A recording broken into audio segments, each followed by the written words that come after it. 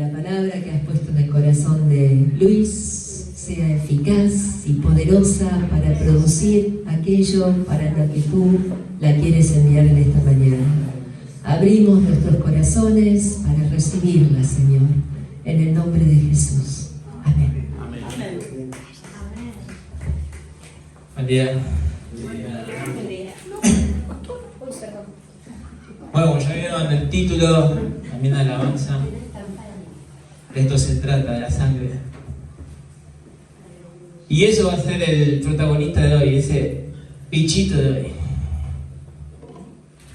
Gracias, Miriam.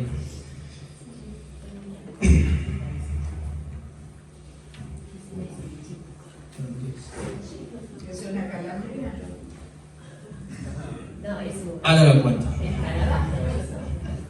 Escuchemos el cuento primero. Primero arranco con un versículo, el primero que dice: fiel es Dios, por el cual fuisteis llamados a la comunión con su Hijo Jesucristo, nuestro Señor.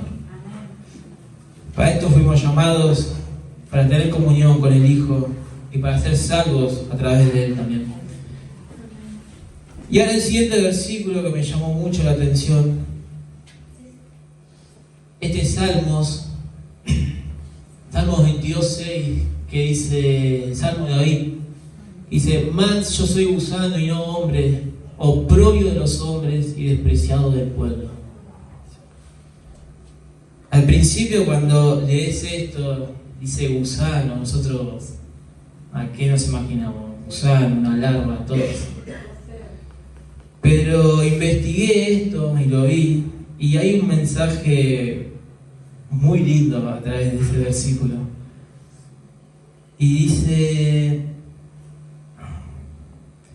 nosotros no entendemos lo que quiso decir David con este salmo 1000 años antes que Jesús naciera. Incluso pareciera que el rey David se está humillando, comparándose con un insecto. Pero la palabra hebrea, que ahí está lo importante, la palabra en hebreo, no se refiere a una larva o a una lombriz. Se refiere a un gusano en específico, que se llama Coccus ilicis. Y cuando investigué esto, realmente fue impresionante la imagen. Este sería el gusano, ¿no? El gusano que en la palabra hebrea menciona a David. No tiene mucha estética, pero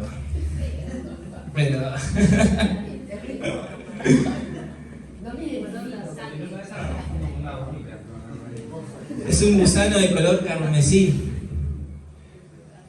Dice: y cuando la hembra de este gusano está lista para dar a luz, sube a un árbol y pega su cuerpo a un tronco y se fija de tal forma que ya no puede salir.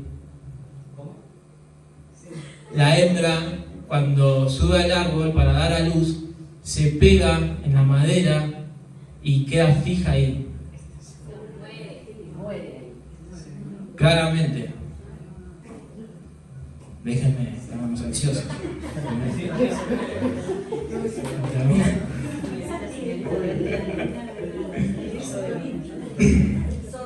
Bueno, este gusano queda pegado en la madera donde deposita sus huevos, y debajo de su cuerpo, y forma con su propia carne un escudo que al tercer día explota, libera un líquido rojo que mancha la madera y queda esa mancha por siempre en la madera. ¿A quién nos hace acordar de esto?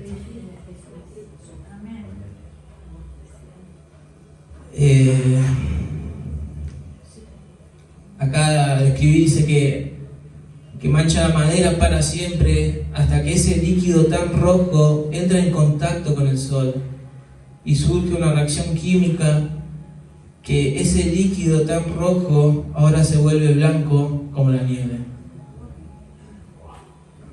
Realmente es una locura cuando lo vi y cómo Dios pone el Evangelio a través de un insecto también. Como también, como toda la Biblia está rodeada a Cristo también, desde el principio hasta el final. Repetí el nombre del gusano. Coccus ilicis se llama. Se escribe medio raro, a mí también me costó escribirlo. Pero también cabe recordar que el Salmo 22 hace memoria del sacrificio de Cristo también, que más adelante ahora voy a mencionar. Bueno, como decía antes, cuando David escribe en el Salmo 22, yo soy gusano y no hombre, no se refiere a que es una criatura que se arrastra. Lo que en verdad está diciendo es que hay uno que subirá al madero y entregará su vida por sus hijos. Y que a través de esa sangre serás redimido y te volverás tan blanco como la nieve. Esto, cuando estaba escribiendo esto, se me vino un versículo a la mente, que es el siguiente.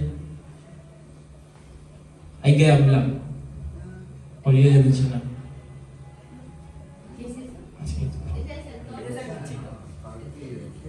Ese cuando ya da a luz, realmente cuando da a luz, este gusano prácticamente ya se sacrifica por sus hijos.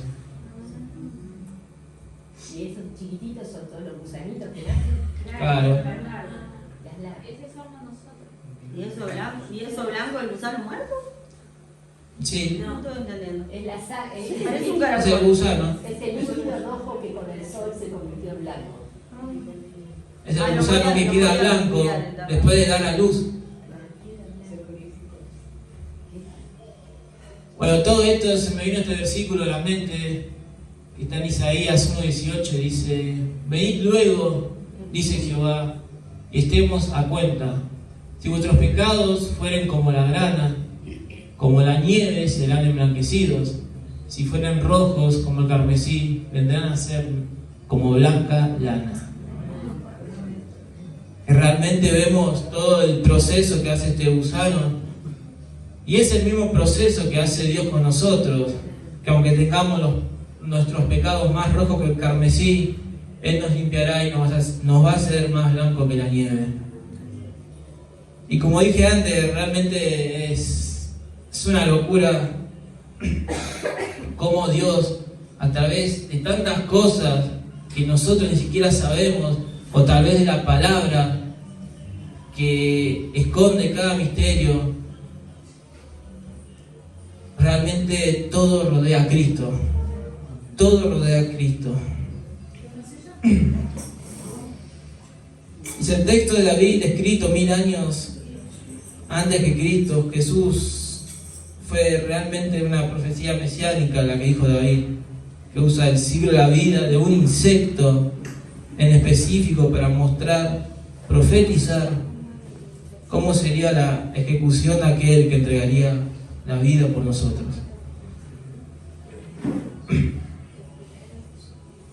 Y realmente todo esto lo hizo por amor. Y yo a veces, como digo siempre, me pregunto cómo nos amó tanto Jesús para entregar su vida, para derramar su sangre por nosotros, antes de conocernos, antes de que nosotros naciéramos.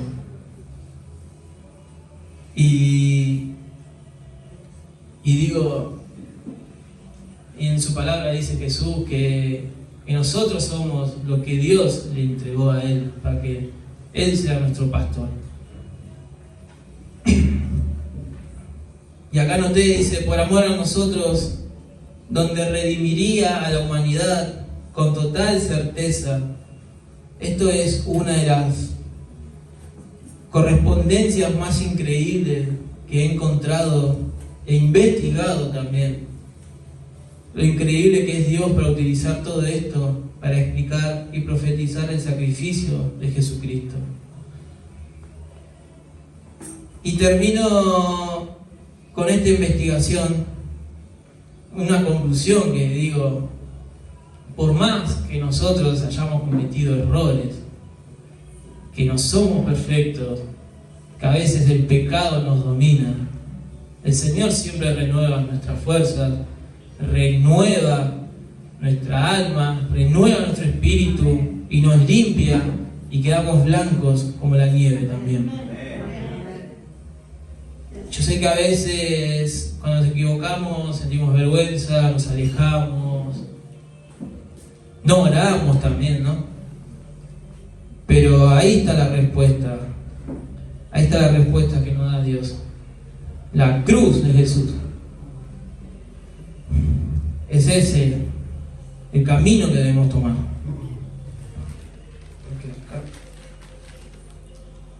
Y al leer en Juan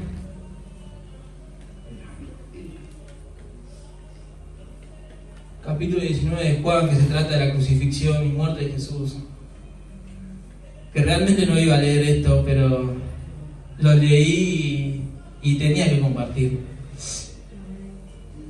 Y arranca así y dice: y él cargando su cruz salió al lugar llamado la Calavera, y en hebreo Gólgota, y allí le crucificaron, y con él a otros dos a cada lado y Jesús en medio.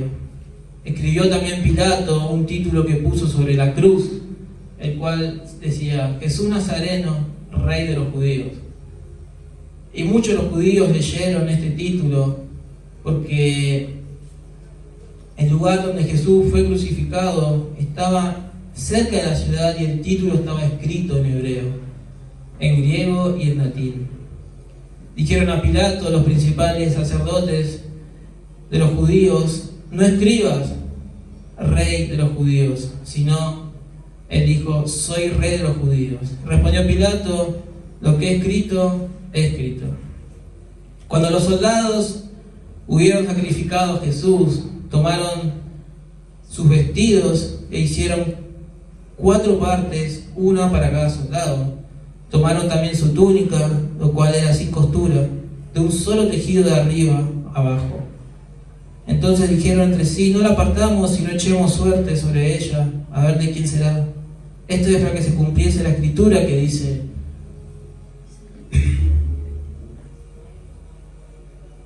claro, esto ya lo leí. El siguiente. Dice: repartieron entre sí mis vestidos y sobre mi ropa echaron suertes. Ahí se cumplió un salmo de la palabra que dijo David, del Salmo 22. Y tiene que ver también con la muerte de Jesús. Y me tomé el tiempo también de escribir cómo, al leer todo este capítulo, cómo se iban cumpliendo cada palabra. Y yo mismo decía que la obediencia de Jesús, a pesar de que estaba destrozado, a punto de morir, él seguía cumpliendo profecías para la gloria de Dios también. Sigo leyendo.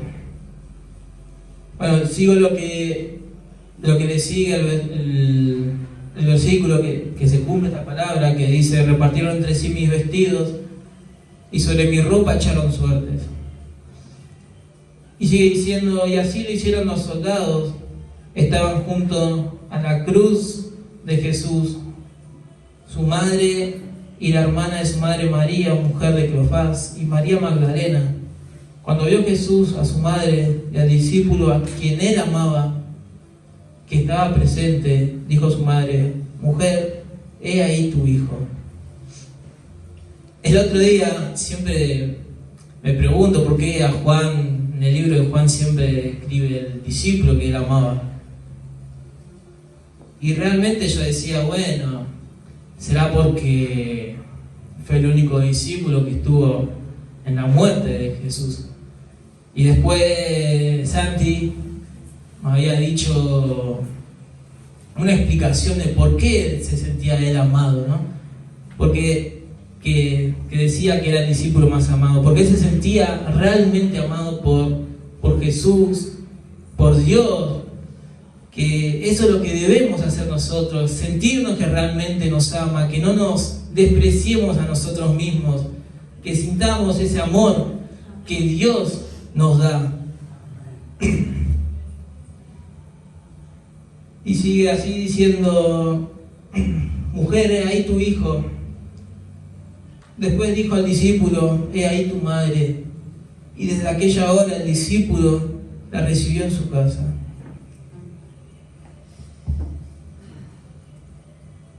Dice: después de esto, sabiendo Jesús que ya todo estaba consumado, dijo, para que se cumpliese la escritura, dice: tengo sed. Y dice: cumple esta escritura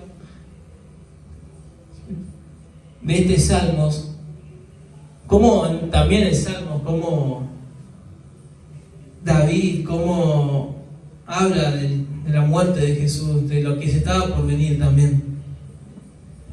Y dice: me pusieron además por hiel, por comida, y en mi sed me dieron a beber vinagre. Realmente yo cuando leo los evangelios, cada final del evangelio me largo a llorar, porque realmente al leer siento cómo habrá sido ese momento, o sentir cómo habrá sufrido Jesús en cada tortura, cada bofetada, cada escupitajo, y realmente no puedo evitarlo.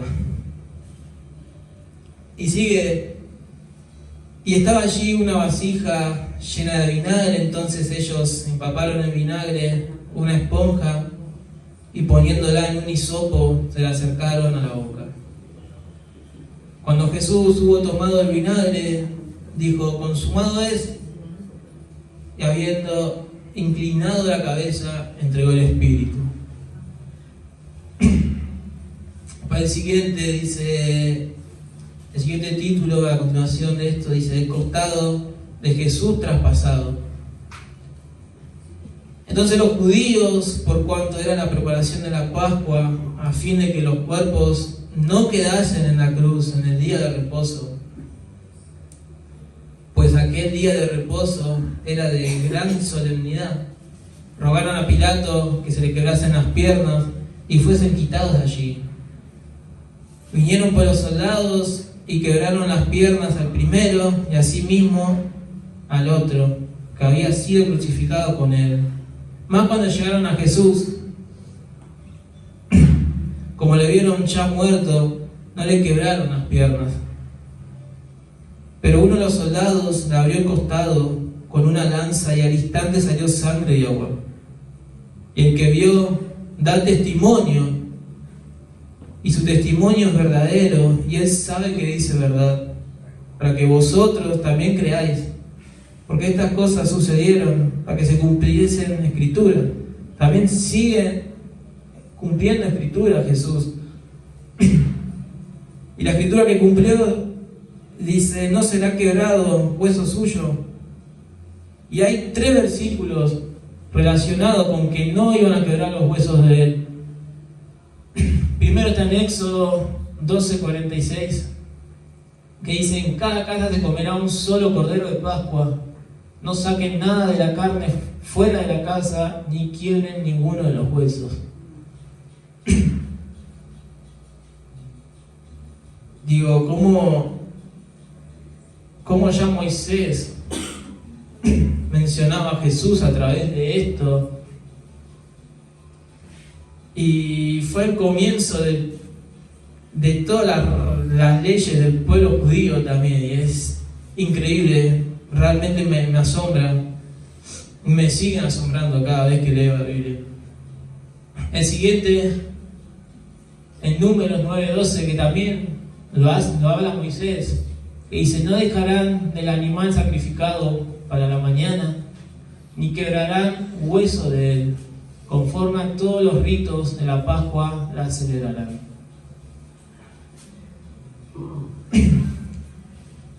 Qué locura también pensar que de una celebridad como era la Pascua de los judíos tuvo que morir Jesús en la Pascua.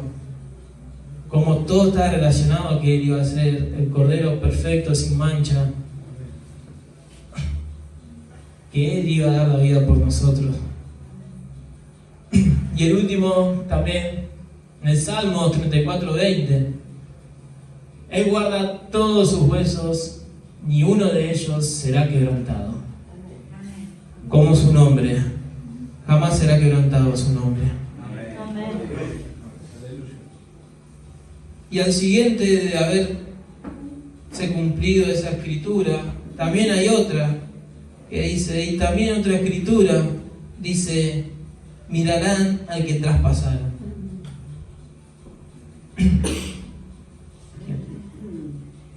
En Zacarías 12:10, ya vamos a Zacarías, imagínense ya cuántos años han pasado, desde Éxodo, Salmos, Zacarías que fue uno de los últimos profetas que utilizó el Señor. Y dice, y derramaré sobre la casa de David y sobre los moradores de Jerusalén espíritu de gracia y de oración, y mirarán a mí, a quien traspasaron, y llorarán como se llora por hijo unigénito, afligiéndose por él como quien se aflige por el primogénito.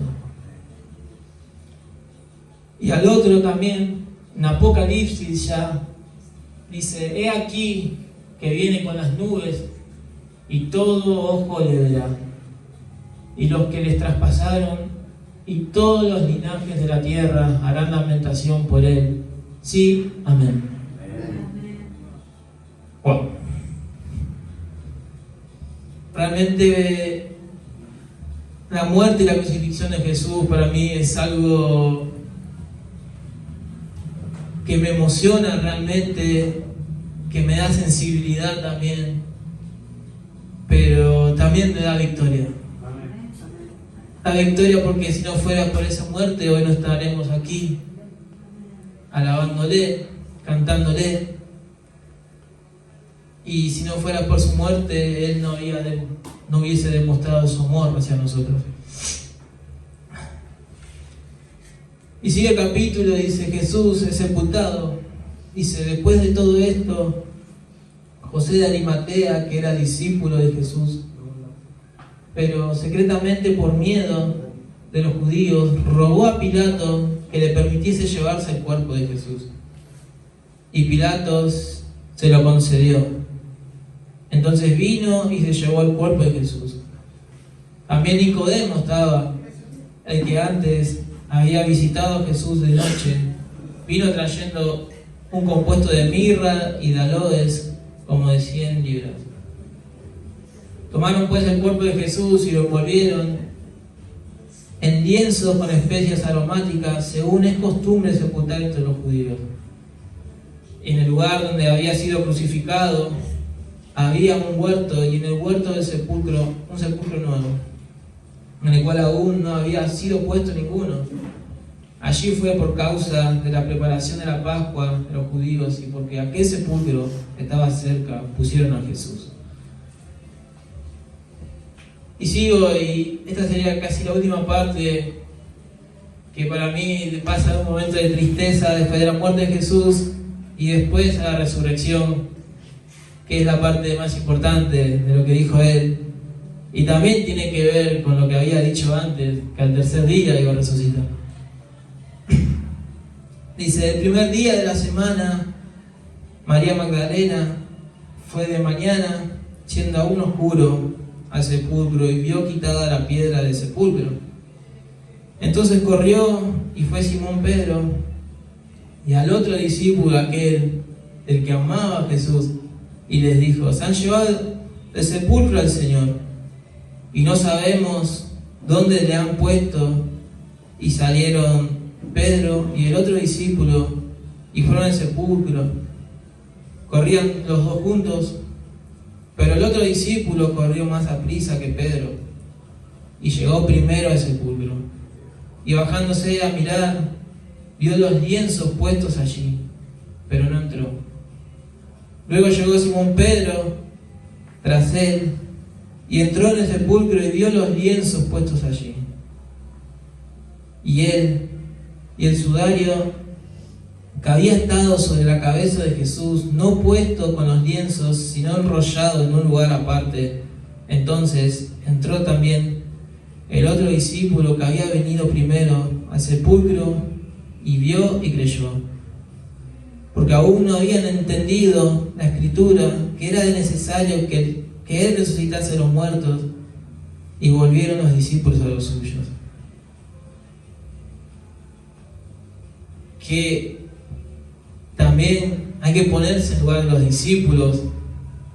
Imagínense caminar con Jesús en ese momento y que Él diga lo que iba a suceder y que ellos no entendieran lo que decía, que todavía ellos no habían entendido que Él tenía que morir para que nosotros seamos restaurados y que al tercer día iba a resucitar. Todavía no habían entendido eso, pero ellos en ese momento no entendían. Y también se me viene a la mente ahora un versículo, si no me equivoco es el 13:7 que dice en Juan, que le dice Jesús a los discípulos que nosotros no entendemos las cosas que estaba haciendo en ese momento Jesús, pero que luego lo íbamos a entender.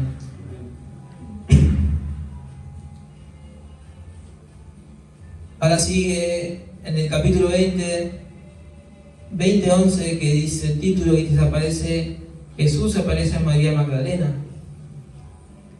Dice, pero María estaba afuera llorando junto al sepulcro, y mientras lloraba se inclinó para mirar dentro del sepulcro. Y vio 2 ángeles con vestiduras blancas que estaban sentados, el uno a la cabecera y el otro a los pies, donde el cuerpo de Jesús había sido puesto. Y le dijeron, mujer, ¿por qué lloras? Les dijo, porque se han llevado a mi Señor y no sé dónde le han puesto. Cuando había dicho esto, se volvió y vio a Jesús que estaba allí, mas no sabía que era Jesús. Jesús le dijo, mujer, ¿por qué lloras? ¿A quién buscas? Ella, pensando que era el hortelano, le dijo, Señor, si tú lo has llevado, dime dónde lo has puesto, y yo lo llevaré. Jesús le dijo, María. Volviéndose ella, le dijo, Raboni, que quiere decir maestro.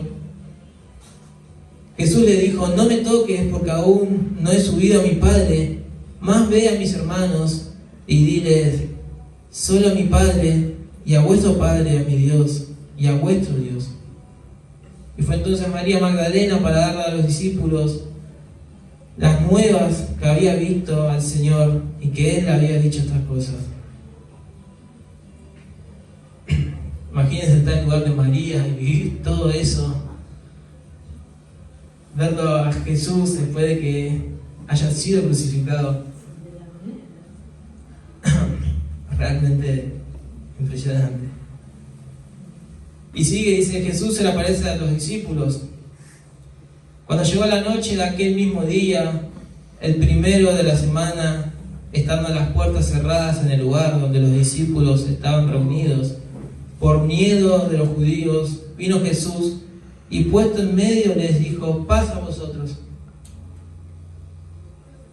Y yo creo que lo que hoy necesitamos es la paz de Jesús.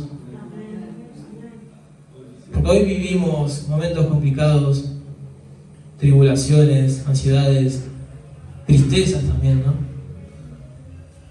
Pero ahí Jesús le dice, paz a vosotros. Y cuando les hubo dicho esto, les mostró las manos y el costado, y los discípulos se regocijaron viendo al Señor. Entonces Jesús le dijo otra vez, paz a vosotros. Como me envió el Padre, así también yo os envío.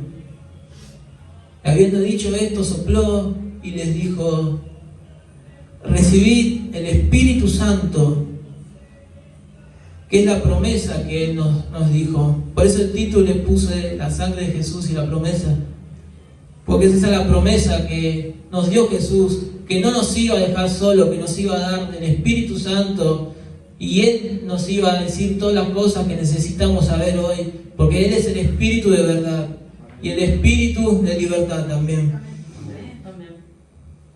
A quienes remitiereis los pecados, les son remitidos, y a quienes se los retuviereis, les son retenidos. Y con esto ya voy casi cerrando. Y dice otro título acá del libro, que dice el propósito del libro, que tiene que... Juan hace en conclusión el propósito que tiene este evangelio. Y dice: hizo además Jesús muchas otras señales en presencia de sus discípulos, de las cuales no están escritas en este libro. Imagínense, si ya Jesús, todas las cosas que hizo acá que están escritas, yo realmente no me puedo imaginar todas las que no se han escrito también, es todas las cosas que habrá hecho. Y sigue diciendo: pero estas se han escrito para que creáis que Jesús es el Cristo, el Hijo de Dios, y para que creyendo tengáis vida en su nombre. Este es el propósito del libro, y ese es el propósito de nuestras vidas también.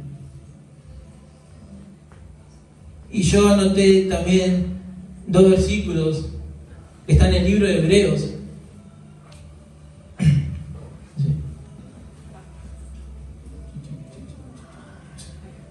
Que dice: otra vez yo confiaré en Él, y de nuevo, y he aquí yo y los hijos que Dios me dio.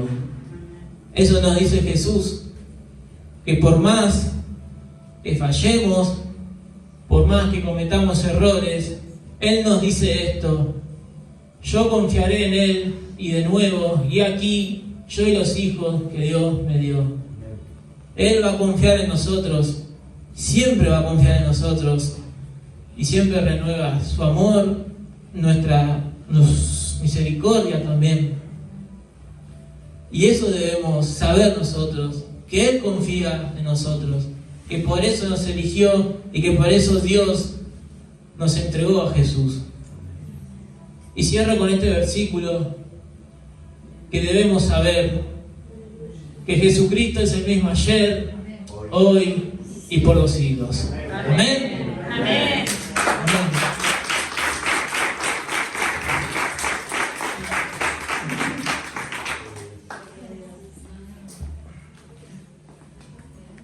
Ahora sí le vas a repartir unos tiquecitos que dice: para que sepan que Él pagó todo el precio, que nosotros no debemos nada. Amén. Amén. Voy a orar para cerrar esta linda mañana. Señor, te doy las gracias por este día. Gracias por renovar nuestras fuerzas. Gracias por tu amor. Gracias por tu sacrificio. Y gracias por todo lo que haces en nuestras vidas, Señor Jesús. Gracias por pagar el precio que nosotros merecíamos tener, Señor. Pero por tu sangre hoy somos libres, Señor. Por tu sangre somos redimidos. Y por tu sangre somos limpios también, Señor Jesús. A ti te debemos toda la gloria, Cordero de Dios. Y pronto viene, Señor. Y en el nombre de Jesús, Padre, no hay condenación en tu nombre, Señor. No hay condenación, sino paz, amor y libertad, Señor. Gracias, Señor Jesús. Gracias por elegirnos y gracias por guiarnos en tu camino, Señor Jesús. Gracias, Padre. Que sea un hermoso día, Padre, en tu presencia, en tu amor, y que te glorifiques siempre, Padre. Y que glorifiques la vida y los hogares de cada hermano que están aquí, Señor. Y los bendigo, Padre, y los cubro con la sangre de Cristo, Señor. En el nombre de Jesús, Padre. Amén. Amén. Y amén.